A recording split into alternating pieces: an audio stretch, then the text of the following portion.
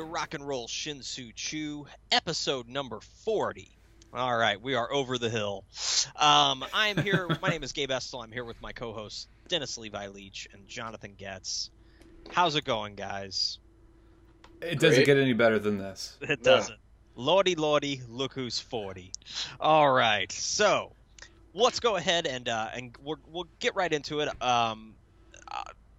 We're going to talk tonight. A couple big free agent signings happened in the last couple days. We're going to talk about those. Also, the unofficial Bonnaroo lineup was leaked a few days ago, and it looks pretty good. So we're going to talk about that as well. And then also we'll remember David Bowie. We would certainly be remiss if we didn't talk about him, as you know, our last episode we had recorded just really kind of hours before the news was reported that he had passed away. So we'll be definitely talking about him and remembering him as well. Before we begin, make sure you follow us on Instagram and Twitter at RockInChew. That's RockInChew, as in Ian Kennedy. There's an N in his last name, his first name and his last name. It sounds like the letter. There you go. So yeah, you can follow us on Twitter and Instagram at RockInChew. So check it out there, please, and we'll be talking to folks there and carrying on the conversation. And follow the hashtag Chew Chat. Hashtag Chew Chat. That's where we'll be talking about stuff throughout the day, during the weekdays, during the weekends. Just we're just chatting, shooting the shit. It's usually the stuff that takes place with our private text, but we decided to take it public because we thought people would want to know what we're talking about. Right? Absolutely. So we'll go ahead and begin with the couple free agent signings that happened over the last, I guess, probably late last week. Yesterday morning. Yeah. Oh, yesterday. They were announced. Yeah. Okay, both of them just yesterday. Okay. Seems like it's been longer. But anyway, the Royals signed Ian Kennedy, kind of one of the kind of like second-tier starting pitchers that was on the market this offseason after some of the bigger names got out of the way. And then the Orioles re-signed Chris Davis, one of the baseball's premier sluggers over the last 2-3 seasons. One thing I want to mention about Chris Davis, and I didn't know this, when I first heard the signing, I was like, man, he's probably one of the few guys that would be capable of hitting over 40 home runs in this day and age. But I looked at the numbers from last year. 9 guys had 40 or more home runs. Wow, it's ticking back up. I know. Yeah. Right, that's what I thought too. I'm like, this looks like an upswing. Yeah. Because, for a while there, like, it seemed rare that somebody reached 40. Like, when like everybody started cracking down on roids, right. Right. It seemed like a rarity. And he did get busted, right? Davis? Yeah, he did, didn't he? Yeah. I can't remember for what exactly, but he got busted. It was for something, yeah. I vaguely remember that. But yeah, he got suspended, right? For a little while, didn't he? Yeah, I think so. Yeah. Chris Davis? Yeah. Chris Davis, yeah. Wow, I don't remember that. I'll have to check. Yeah. But he hit 47 last year. Led the league. I think he led it the year before as well. So he's 2 years ago he led, I think. Okay. He led, yeah. So obviously big slugger, strikes out a lot as well, like most of those guys will. But he just goes back to Baltimore, so it's not necessarily the sexiest move, because he just goes back to where he was playing, but it was a big contract, right? I think it was like 7 years he got, something like that. Yeah, 7 years. And it's significant because it means that they probably won't have as much money to try to spend on somebody like Yoenis Cespedes. Right. So it affects the market that way because Cespedes is still looking. Right. Yeah, Cespedes is still out there. And so was Justin Upton as well. Yeah. A really good player, but kind of an inconsistent one, I think. And then Dexter Fowler. So you still have some outfielders, some kind of difference makers. Yeah. That are still out there.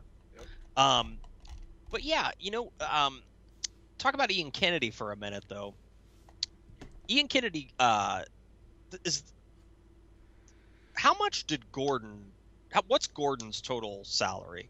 Like his new one? 4 years for 70, I believe. And this is Ian was 5 years for 70. Right. Okay. Right. So the Royals really had to open up the checkbook They quite a did. bit. I mean, they won the Yeah. World Series, so Yeah. obviously I assume there's a little more coin to kick around. But yeah, man. And then also you guys had to re-sign. You had to renegotiate with Kane a couple. Yeah. So they signed him to like a 2-year extension. So it's 16 to 7. He'll be a free agent after 2017. Dude, Lorenzo Kane, man, he'll only make like $6.5 million next year. I say only. Yeah. Obviously, when we're talking about baseball, but for that guy, that's a steal. Yeah. You know, I mean, if he was any other, like, you know, if it was, there's people that are, you know, half the contributor that he is making 16 million a year, you know. Right. So yeah. So for the Royals, though, you know, the kind of consensus around the league seems to be, or in the media, that, you know, they overpaid a little bit for Kennedy. But the Royals, though, are kind of operating within this sort of 2-year window because Kane and all those other guys, as we've talked about on the show before, Hosmer, Moose, they're all going to be free agents after 2017. Yeah. I mean, the Royals are going to lose like 2/3 of their starting lineup, you know, relatively soon. So I don't blame them for going out there and making a move like this because it's like, hell, you know, might as well, you know, they want to win. We got 2 years to try to win a couple more, and then you know, kind of have to we have to rethink things. Well, yeah, I mean, and you know, I'm not going to hate on the move that much because they want to win, and it's good to see that. You know, you don't want to see too much negativity or too much down as like, oh, we won't even be able to compete in 2018. But right. I mean, a lot of the cities, or I shouldn't say a lot of the city, there are fans that are just ready for the rebuild to start in about 2018. And so, 16 and 17 are really the focus right now. And, you know, they forfeit a first round pick with this signing, but I think it was like it was low, wasn't it? It was it was like 24th. So that's not going to, a 23rd pick in the draft's not going to help a team within 2 years.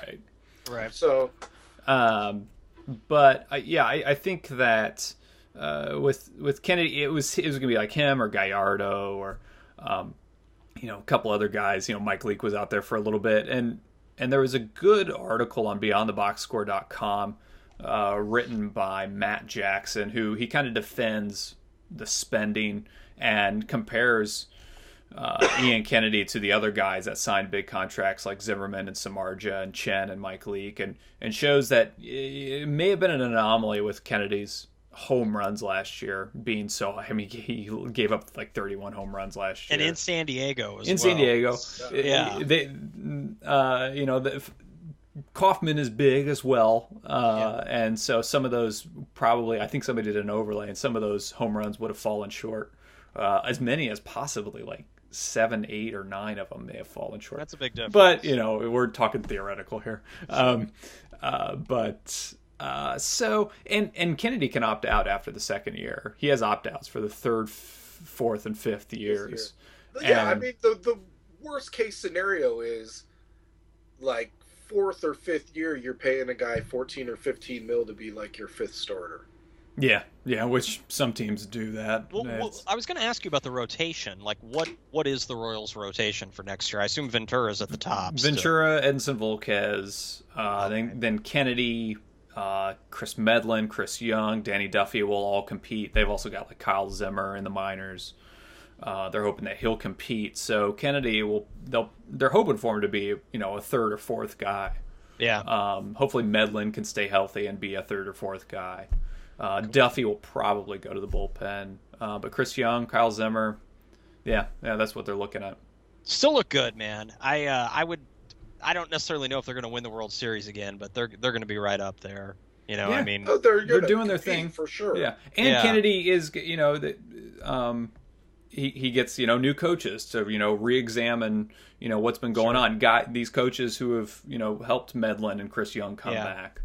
And this is probably psychological, but you got to be jazzed for going to a team that just won a World Series. You know what I mean? Yeah. I mean, it's not like he's Like, oh Yeah. shit, I gotta go to Tampa Bay or something. And, you know, and like, San Diego was a train wreck last year, even though they had high expectations going in. So Yeah. who knows what your state of mind is if everybody else is just, shit hitting the fan.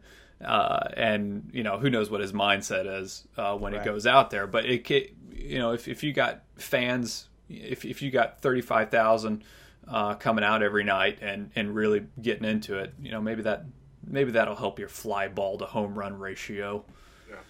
Didn't he like 3 years ago lead the National League in wins?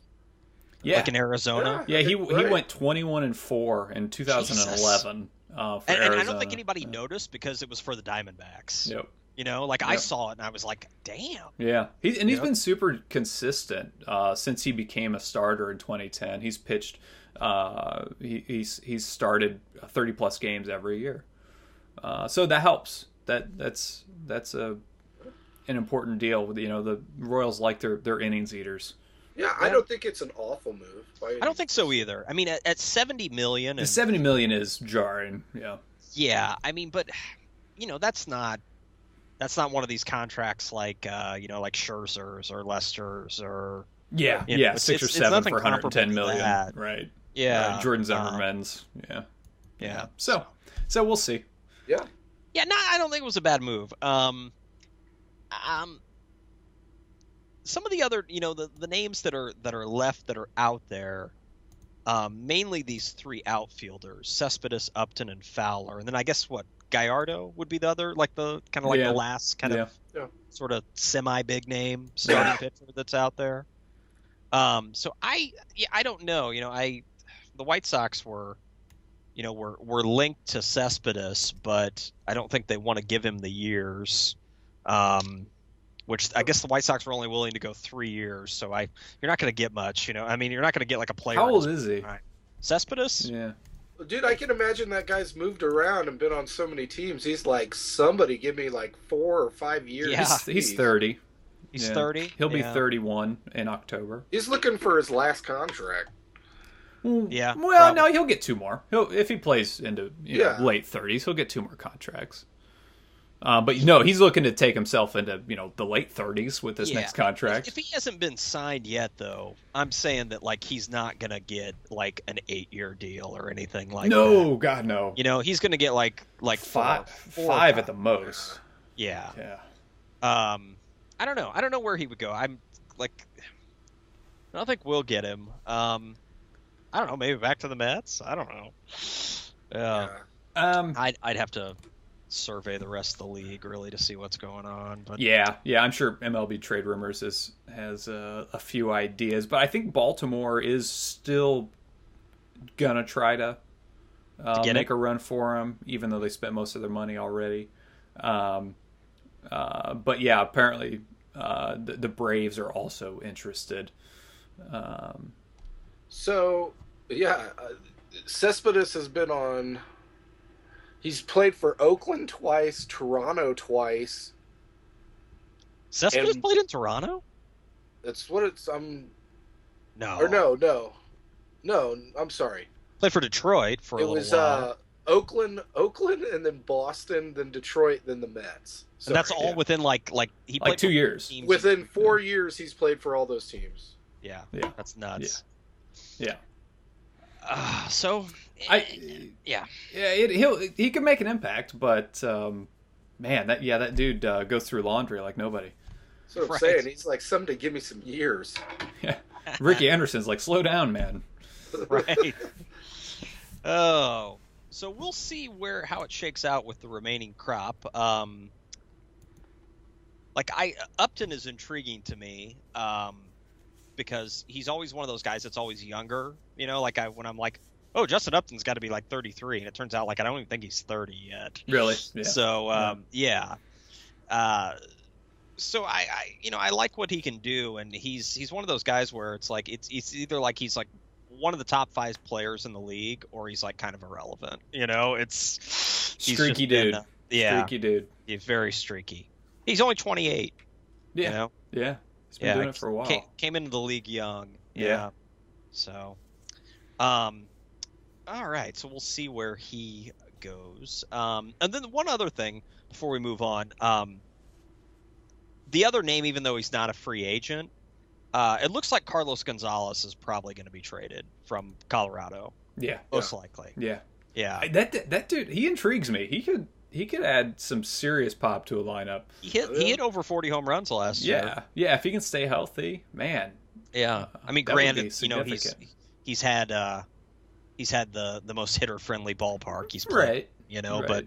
But still, he's a good player. I was surprised he's as old as he already is. I'm surprised he's still on the Rockies because the Rockies aren't very good. Yeah. And they're probably going to lose Reyes. Yeah. Because of the domestic legal assault troubles. issues. Yeah. Because that's going to trial, I guess. Oh, really? Wow. Yeah.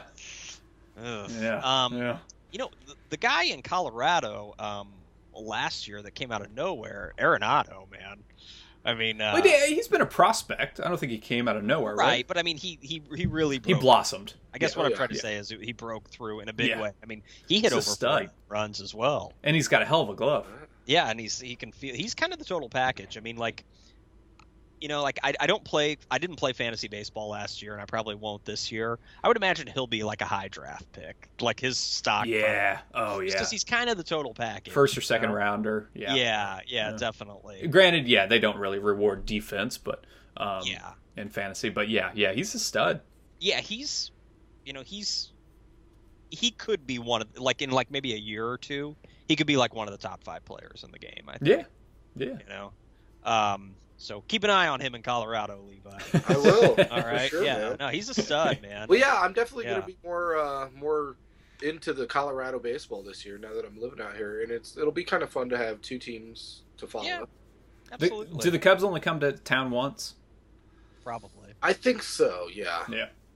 Usually with the non-division opponents, right. It's one series here, one series home, one series away. Right.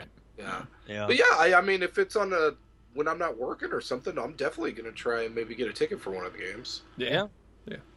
I mean, I hate to say it. I guess Cubs tickets at all stadiums this year will probably be hotter commodities. I bet they will be. Inflated prices, premium game prices, I'm sure. And the Cubs are kind of popular around the country too. Yeah. They're like the Red Sox. Like you go anywhere and you'll bump into some Red Sox fans, whether or not they even have a connection to Boston or not. I mean, it's just kind of the way it is. They're like the Yankees or Notre Dame. It's a little bit different, I think, because of the television, the WGN. Yeah, right. True. People seeing them on WGN. True. There's like a local Rocky Yeah. Mountain Sports is what airs like most of the Nuggets games and most of the Rockies games up there. So I'll be able to keep track of it. The last time I was into Colorado Rockies baseball was 1992. I went to a game the inaugural season. No, 93. I think. 93. Yeah. Had Eric Young, man. EY. I remember the program, and like everybody in the crowd was all hyped out about Dante Bichette, who ended up kind of like. He was pretty good. He was all right. He had some serious years in Colorado. The other guy who never really panned out was David Need. There were posters. Wasn't he their number one pick? That said, I have the need for speed, and he had like the ball with fire on it or whatever. I think he was the number one pick in the expansion draft. Yeah, David Need. Yeah, they were hyped out about him back in '93. Yeah, nice. Yeah. Nice. The '93 Rockies, man. I love '93. They went with the most early '90s colors possible for those expansion teams, particularly the Marlins. Oh yeah. They gave the Marlins just. Oh my God! It was that hideous awful. Teal. That you'd see a bunch of purple mercury topaz. Like that. Teal you'd see a bunch pinstripes. Yeah. Those words the color scheme came out of like a Sports Illustrated for kids. Right. Color scheme. Yeah. Right. Yeah. The Rockies doesn't look bad because the purple's kind of subtle, They had some silver and black and white to tone it down a little bit. It looks okay. Yeah, it doesn't look bad. They never had full on solid purples, I don't think, did they? They have I think one of their alternate jerseys might be purple. Okay. Yeah. But they have don't they have a Triceratops mascot? I think. Yeah. I don't know. Yeah. really appealing to the kids. It's probably out there, man. The mascot's probably a vaporizer. Oh, anyway. We could do a whole episode on mascots. Yeah, right. I always wondered how drunk that Brewers guy gets before he goes down the tube slide when they hit home runs. Yeah, that mascot probably it's probably not as happy as we think. We meet the Brewers No. mascot and be like, this got to be the greatest gig in the world. Yeah. He's like, I hate my life. No, he gets drunk every night after The work. chorizo gets all the women anyway from the sausage races. Oh, yeah. It's like the chorizo George Washington. The Brewers guy's like, my children don't speak to me. We're hating on mascots. Okay. Anyway, so moving on to the world of music, the unofficial Bonnaroo lineup was leaked a few days ago, and looks like it's probably going to be confirmed this week officially. Okay. Yeah, and I want to remind everybody, because I think a lot of our content is very timeless in that regard. We did a Bonnaroo episode, I don't know, about a year ago, I guess, right around the time of Bonnaroo, I think last year or the year before, maybe. I can't remember. But anyway, we did like our Bonnaroo lineups. We picked the headliners of, bands that I don't think they had played it yet. So that was a lot of fun. So check out that episode. We'll post a link to it, when the Bonnaroo lineup gets officially confirmed, so you can revisit that one. But yeah, looking at this one here, it looks like the headliners are going to be the Dead and Company, which is the John Mayer and the drummers and Bob. Everybody but Phil. Yeah, right. And then LCD Soundsystem, a reunion of sorts, I guess. And then Pearl Jam as well. Now, Levi saw Pearl Jam at Bonnaroo, right, Levi? Yeah, they were excellent. 2008. I want to say that was the same year as Metallica. It was like Yeah. Metallica one night and Pearl Jam one of the others. Yeah. Yeah, they were great. Oh, I bet. Hell of a set list, man. Yeah, oh yeah. One of my friend who I was with, Joe Frew, he's a diehard Pearl Jam fan, like you guys are. Has seen them a ton, and he was like, "Oh, these are songs I've never heard them play and stuff." And They debuted All Night that night, and first time they did WMA in its entirety. Yeah, it was cool. Yeah. I said it during our episode. Bonnaroo brings out the best in performers, man. It really does. And it's interesting because you can fall into that trap of a greatest hits festival set list. Yeah. But Bonnaroo obviously encourages thinking outside of that. So Yeah, and that's what makes it the best festival, in my opinion. Just because that collaborative. Well, then they're like play really the hits, permeates but the whole take an festival. hour to play some other stuff too. Yeah, you can. Yeah, I mean, there's the sets. They have these late sets, and people sit in with other people. And a lot of it's unlikely. Like I think 4 or 5 years ago, Kirk Hammett, or that year that Levi was there, Metallica played. Kirk Hammett sat in with My Morning Jacket. It's that's awesome. crazy. Yeah, That's great. That's great. So I like all of that. Sorry, here somebody is apologize. Somebody is waking up next door. Oh, so yeah, that's all right. But some of the other acts that are supposedly playing, Kurt Vile. Let's see what else. I thought Third Eye Blind is Still together? Is that jumping the shark for Bonnaroo? Obviously, I'm going now. I know that Bonnaroo does get unusual acts, and that's they do try to get like everybody. They won't count anybody out. Like Sure. didn't like Lionel Richie play last year or something? Yeah. Or have they had Counting Crows maybe? Or I can't remember. But Third Eye Blind. Yeah. Am I missing something here? I don't know. I will say I think Third Eye Blind has a lot more of like a cult or not I cult, think he's but right. like they have a deeper following. They Am I just not hip? I'm just. Well, no, I just. I'm not a huge Third Eye Blind guy by any means, but I know they have a pretty good following. I would agree with Levi there. Like they have like unlikely fans. Okay. You know It's what like I mean? their fans stick with them. Like they've like. Okay. You know how like girls go to their 19th Dave Matthews Band show? Yeah. Still, just Even though they're like it's what they 38, saw in college right. or whatever. I think that's the allure of Third Eye Blind for. Okay. All right. Well, if somebody out there wants to convince me, shoot me some links. I'm always open to being convinced. Yeah. So, but the rest of the lineup, if you kind of go down the list here, there's some other good bands. I tried to pull it a second ago and couldn't get it. Let's see, Blood Orange, Mavis Staples, that's intriguing. Nice. Lord Huron, Jason Isbell, Clutch would be good. Dungeon is pretty good. Lamb of God, man. Yeah. Yeah. I think Lamb of God follows Third Eye Blind. Same. That would be fun. Right. Yeah, no, Bonnaroo's great, man. I mean, I really my sort of camping destination type festival days are behind me, but I'll never go. It's the best. I mean, just the approach. It's the best all around, something for everybody type of festival. It is, yeah, it is. And I mean, we've talked about this before. Levi and I went to the first Bonnaroo in 2002, and while I had fun, and that lineup was a little more indicative and representative of what I was listening to at the time, or what I was starting to kind of fade out of a little. Or jam bands, for sure. Yeah, I'm glad the lineup changed. I'm glad they didn't take that approach every year, because it just wouldn't be that interesting. Well, there's plenty of other festivals for people to go to if they want to. Exactly. Yeah. I mean, it would just kind of be an also ran if it was just, with all due respect, like Widespread and Phil Lesh and String Cheese headlining it every year. I mean, I'm glad that next year really. They had Neil Young and Crazy Horse. They had Sonic Youth.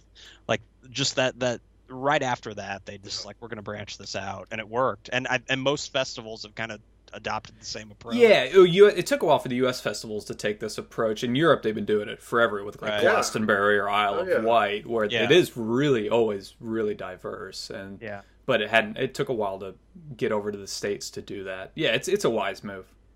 Yeah. So it looks good. There's some others here I'm forgetting. Death Cab for Cutie, Father John Misty, Tame Impala, Ween. Tame Impala, Ween. Good stuff all around. Yeah. So I'll be looking forward to reading the reviews, certainly. But yeah, I'll also, like I said, we'll post the list. You can usually stream some of it for free every year. Yeah, they give some of the content away for free. Yeah. But yeah, we'll definitely post a link to our Bonnaroo episode, because I think we had a lot of fun with that one. Yeah. That was a good one. I particularly think Levi's lineup really killed it, and I mean that. Yeah, that's he had some good ones. But anyway, so go ahead and like I said, we lost one of the greats about a week ago. With he'd been ill for a while, so I don't necessarily know if it was startling, but at the same time, he had been sick for what, maybe 2 years. But nobody knew he had. I don't think anybody knew it was his Bowie, by the way. David Bowie. Sorry. Yes. Yeah. Because he did a photo shoot just a few days before he passed away. Right. Mm-hmm. And it was for promotional use and everything. You know what I mean? Yeah. And 2 albums in the last 3 years. That he put out as well. So he was still pretty prolific. He was still being creative and still. And according to Tony Visconti, that he was ready to do another one. He wanted to record another one in the next few months. And I don't know if you guys have spun Black Star yet, but it's really good. Yeah. I mean, it was a nice parting gift on his part. Absolutely. It's really solid. Now, Jonathan here is the only one who has seen David Bowie live, because he really, over the last 15 years or so, really hasn't toured much. 2004 was his last major tour, I think. And that was the tour I saw him on. That was the tour you saw him on, yeah. So how was it?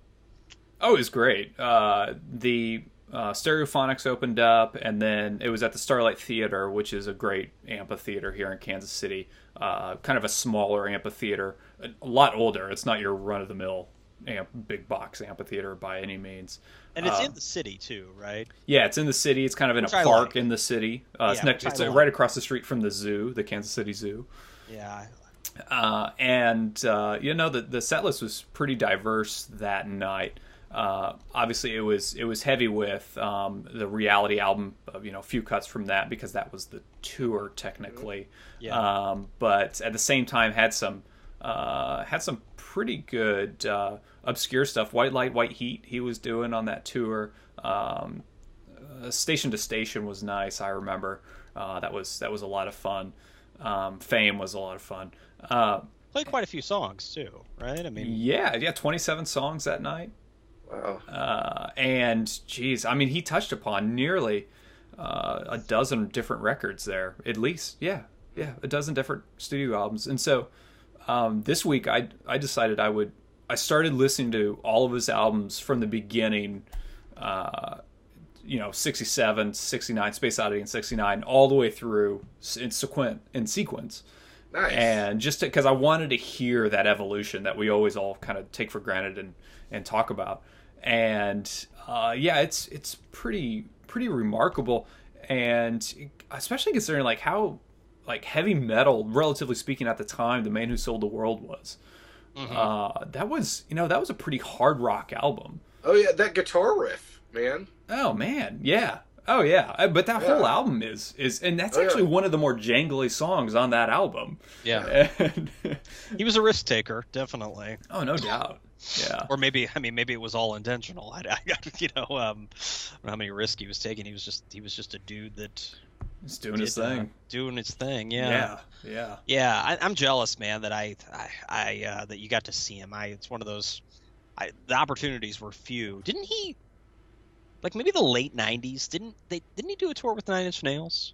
Yes, he did. It was like 95, and a buddy of mine was talking about it. He saw him in Texas, and it was like a co-headlining thing, and they would do the segue from the Nine Inch Nails set to the Bowie set, where people like slowly changed off of the stage. And so Bowie would come out and sing like on Hurt or something, and then awesome. And then it was like a 5-song segue from the Nails set to the Bowie set, and like Trent Reznor would play saxophone on some cuts, on some Bowie cuts.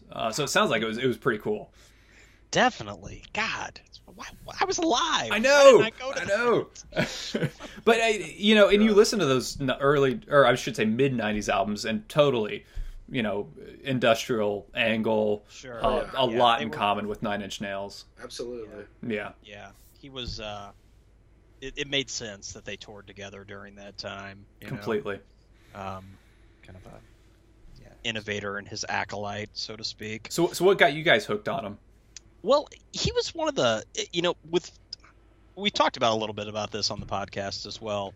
Even though we kind of dog greatest hits albums, for many classic artists, they are fans' introductions to his early music. Oh yeah, especially for, like 13, 14-year-olds. Yeah, so when I was probably like 15 or so, I got Changes Bowie, which is one of the greatest hits. I mean, he's got several of them. Changes one. I got that, and that's what turned me on. And I have to admit, I didn't really get into the albums, the full albums until later on.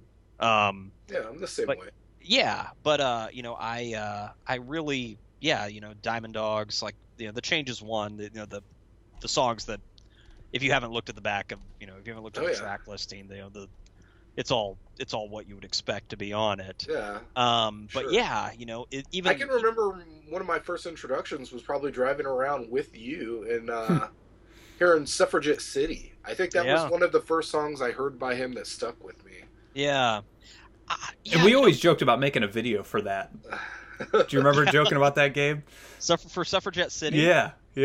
I don't recall vividly. No. Yeah, we were gonna do it with like a bunch of people in our hometown of Petersburg, Illinois. Right. And a lot of people were involved. Which just screams Bowie. Our hometown, definitely. Right.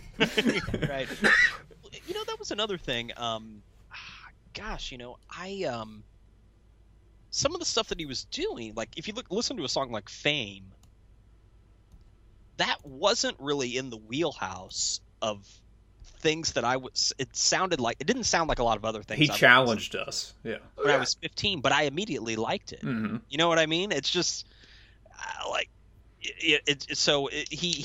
that's well put. He challenged the audience, and most of them took the challenge and loved it. I think upon first listen, when you hear David Bowie, you can sense his authenticity. Mm-hmm. I think that's unquestionable from the beginning. He had so many phases. One of my favorites was his Thin White Duke phase because I'm a huge Golden Years fan. I could listen to Golden Years over and over. And over. That's a song that should have a Michael Jackson 10-minute disco mix or whatever. Yeah. I listen to, obviously, like this, his passing is just everybody's kind of revisiting the catalog. I listened to 10 Machine, excuse me, for the first time probably since it came out. It was like 1988, 89, and it's really good. Yeah. Like it really, it's kind of, when you're getting into the late 80s, that can be kind of iffy. In some of his mid 80s stuff is a little tough. Yeah. Some of it's better than others, but 10 Machine, if you haven't listened to it in a while, really tight, man. Yeah. I guess, and it was one of those things, I guess it was pretty collaborative. It wasn't, even though he was in the band and that's why they got all of the attention that they did, from what I read about the making of that album, it was pretty collaborative. Like he didn't want to make it just about him. He would, like, it was, the desire was to be a real band with everybody contributing. Well, and I'm friends online on Facebook and Instagram with Adrian Belew. Yeah. And he's mentioned in a few different posts that Bowie always put the musicians or the backup singers, they were like right next to him. He was never like the guy always right in front. He wanted everybody to be like equals with him. Yeah. And you know what I mean? He knew people were there to see him, but he was willing to not just hog all the spotlight, which I think was cool. Yeah.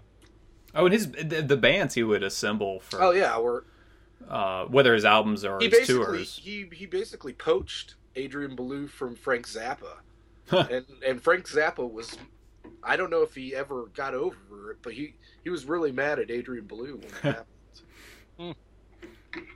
It was interesting too how he would always on most of his albums there's a cover of somebody. Even in the 90s he covered I Feel Free. Yeah. He's done Neil Young covers. There's a lot of nods throughout all of his records. Even though he's a perfectly capable songwriter, he likes to take somebody else's composition and see what he can do with it. What Neil Young songs did he do? I've Been Waiting for You. Yeah, he did that on Heathen, actually. Or is it the one before Heathen? Sorry, no, I'm getting him.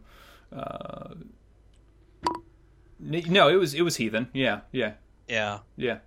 And they were performing that on that tour. He was doing that on that tour I saw him on. I didn't see him do it though.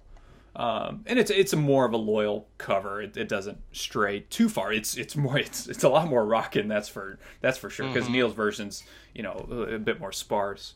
Yeah. If I could jump back for 1 second, Levi mentioned Adrian Belew. Why was Adrian Belew living in Springfield, Illinois in the early 80s? I have no idea, but I have autographed records from him. You didn't know that? You didn't know that, Getz? Yeah, no. He's not from there. He's from Kentucky, but like... He lived he lived in Springfield, and he had a band in Springfield called Gaga. Yeah, right. And really? I have a record that came into Recycled Records one day in a box of records somebody brought in to sell. And it's his copy, his record that came out right around then was called Lone Rhino. Mm-hmm. And it's like him in a field standing next to a rhino. And he autographed it, and he wrote Adrian Belew, July 1982, and then he wrote Gaga. Huh. But, like, it's weird. It's weird, obviously, just anybody, like, famous like that living in Springfield. But this was like this is like after he worked with Bowie. This wasn't like when he was a teenager, This was crazy. Like, and he was like going back and forth from Springfield to New York City because he was working with the Talking Heads a little bit too, It's just, I have to look. I have to read that. It definitely the story behind could be a cool, like, little 1 hour documentary. If you could, like, assemble some footage of him playing there. Yeah. Because there's not a ton of people in Springfield that that I think really even still know about it, or because no one ever really talks about it, and you would think they would, because he's Talking Heads, Frank Zappa, David Bowie. You would think there would be a statue of him in Springfield. And for people who don't know, we all grew up just outside of Springfield, Yeah, Illinois. Right. Yes. One other thing, I'm going to post a link to it. Bowie in 1980 lived in Chicago for about a month because he was in the Elephant Man. Oh yeah, he was in the play. Yeah, and so there's a good article from the Chicago Reader, which I'll post a link to. I'll tweet it out and put it on Facebook. It's kind of like, it's just about his month in Chicago. Just, it's called The Time David Bowie Called Chicago Home. So yeah, in 1980, he did the Elephant Man in Chicago, and then he did it in Denver too. Yeah, I saw that he had been in Denver. I thought that was interesting. Yeah, right. So yeah, pretty cool. Just kind of interesting that he. Well, and I think Chicago went for a month. I say kids of our generation. For men of our generation, I think a lot of us will remember him as the character in Labyrinth. Oh yeah. Because I think that could have been a lot of people as a child's introduction to him. Yeah. Oh yeah. The Goblin King. Absolutely. Magic dance. And it was heartening to see that 19 of his albums made it into the UK's top 100 this week. Oh yeah. It kind of renews your faith in the world. Sure. Last night on SNL, they instead of having a music act, they played David Bowie's 1979 performance. Yeah. He did like 3 songs in 1979, and so they used that as the music last night. Yeah, which I thought that's cool. Because they're usually pretty tight. There was a good Elvi, which is project, kind of a super group, the national phenomena. They were on Colbert, and they played their song, but then right after that they did a cover of Let's Dance. Nice. Which the network cuts off, but you can go online and listen to it in its entirety. And there's a killer tambourine solo in there, so I recommend checking it out. It's good energy. It's a lot of fun, especially considering this was like that day or the day after they announced it. So yeah, I feel like his passing, which is, obviously no one wanted to see him go, but it really kind of gave people pause, and I don't know, and somewhere brought people together for a day or two. I think it did. You know what I mean? Yeah, there was it really so did. many. Oh, yeah. So, it was so universal. It was. Yeah, like everybody had something. Like my mom texted me about. Yeah. I hate to say it, but he's the first in a lot of our heroes. I know. I never would have thought like he would not outlive Clapton or Keith Richards or Daltrey or Townsend or Yeah. You do start to worry when all these guys are getting up there. And it's awful. The next decade's gonna be awful. Yeah. Yeah. But no, it was cool to see. Granted, under these circumstances, but it was cool to see everybody kind of come together like that. Yes, we were lucky to have him, and glad he visited our planet for a few years. We appreciate whatever planet it was that loaned him to us for so long. Absolutely, yeah, we were lucky to have him. So anyway, that wraps it up for us. I think so. You know what? Follow us, please, on Instagram and Twitter. We're going to be tweeting more and posting some cool stuff on Instagram as well. We do a baseball rock birthday every day, so be on the lookout for that as well. Yep. Find everything at Rock Chew. Find everything at rockchew.com. The whole Rock and Roll Shin-Soo Choo universe is there. You can find links to the albums and bands that we've discussed on the show, as well as some cool baseball stuff, some Show Your Cards episodes where we discuss some of our favorite baseball cards. World famous B-side episodes. B-side episodes are on there as well, with some special topics. And special guests. Yeah, and special guests as well. So yeah, hopefully we'll be having some more of those soon too. And we look forward to taking you into 2016. It's going to be fun. Absolutely. All right. On that note, good night, everybody. Peace. Night. Take care.